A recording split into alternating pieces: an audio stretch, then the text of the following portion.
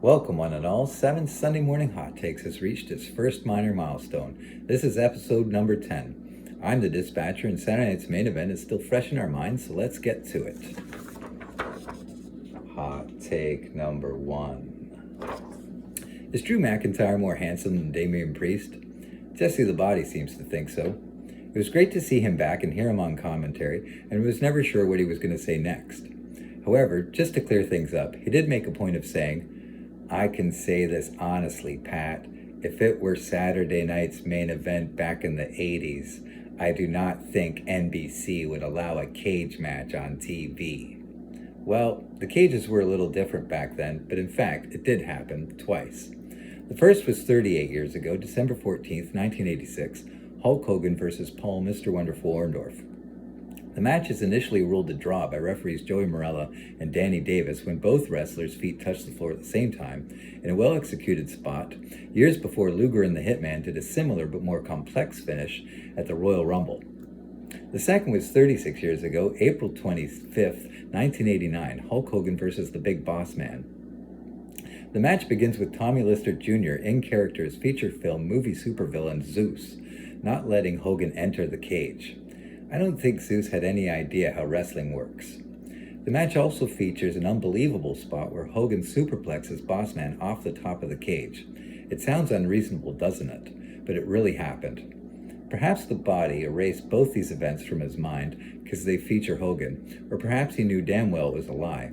He did frame it with, "I can say this honestly," usually code for, "Here comes a whopper." The weird part is that Michael Cole just mentioned those matches 10 seconds before Jesse said that. The Body seemed like he was on his own planet. But I'll have you know, the greatest commentary team of all time will always be Gorilla Monsoon and Jesse the Body Ventura. Hot take number 2.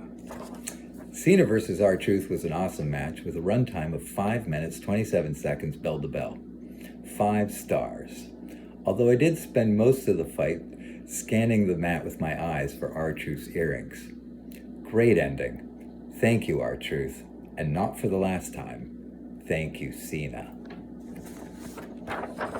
Hot take number 3. Bronson Reed. Bronson Reed. Bronson Reed. Bronson Reed. Hot take number 4. I'm starting to feel like I have a vendetta against Zelina Vega. I'm sure she's a lovely person, but I hate her guts. I was certain she was going to lose last night. And wow, did she mess up that 619. First getting caught in the ropes, and then she kicked Chelsea in the face for real. Code Red from the turnbuckle looked alright, but the most dramatic sight was the bloody mess on Chelsea's chagrined and defiant face. Chelsea needs to get that US title back, pronto. I don't care how it happens, but it needs to happen right now. Hot take number 5.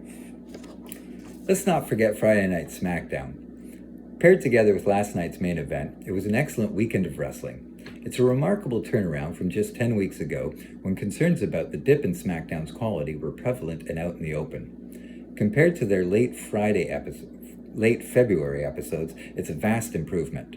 Well-structured, well-paced, lots of interesting matches, credit where it's due. I was pretty down on the road dog 2 months ago, but to me there's been a clear learning period, and now he's found his groove. I started to really enjoy the show from the Ciampa Gargano promo onward.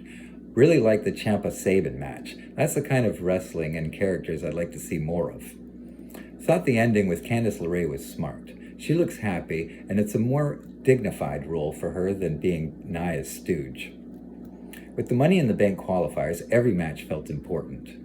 Too bad we didn't get a clean finish to the Street Profits and Fraxium, but hard to argue with the re-debut of Wyatt 6. Their presentation is much improved, and this is coming from someone who isn't really jazzed about the Wyatt 6, but objectively speaking, the closing shot with the fireflies waving and the birthday cake was very impactful, and the crowd reaction they got was stellar. If you can get someone like me, who is normally very critical of Road Dogg, "Oh, you didn't know," nodding his head, then fair is fair. Flowers are deserved. Hot take number 6. I have an awesome idea. Some people will hate this idea, but you know that those people are wrong. Last week I mentioned that El Grande Americano was reaching the point of diminishing returns and that Chad Gable's quest for the Intercontinental title was directionless. Well, I think I have the perfect solution for how to get everything back on track. Hear me out. Chad Gable arrives at the arena and is surprised to learn from Adam Pearce that El Grande has agreed to a mask versus mask match against Penta or Phoenix or Dragon Lee or Rey Mysterio. It doesn't really matter who. Then later, El Grande loses the match and is knocked out. His mask is then removed to reveal once and for all J.D. McDonough. Backstage, Gable has a nervous breakdown but can't explain his outrage coherently. He vows to get even with Judgment Day and take Dom's Intercontinental title as revenge, but insists it has nothing to do with McDonough or El Grande. It makes sense if you think about it. A lot of El Grande's interfering has benefited the Judgment Day directly, including helping Dom retain the Intercontinental at Backlash. Chad and JD don't have the exact body type, but so keen-eyed viewers will notice something's up. But they're not too far off from each other in style or in size, and I think it would be a really funny twist. Both wrestlers stand 1.7 meters with a weight differential of just 8 pounds. For one match, I think JD could pull it off. He just needs to shave a little square here and do the reverse goatee, and it'll fool everybody. Hot take number 7. And the final word this week is a lament for Zoey Stark. I'm a Stark mark, and I have been since the 2023 Royal Rumble when she lasted 26 minutes, 34 seconds, easily outclassing fellow NXT stars Roxanne Perez and Indy Hartwell, with neither of them lasting 5 minutes. What terrible luck that injury was Monday night, and what rotten timing.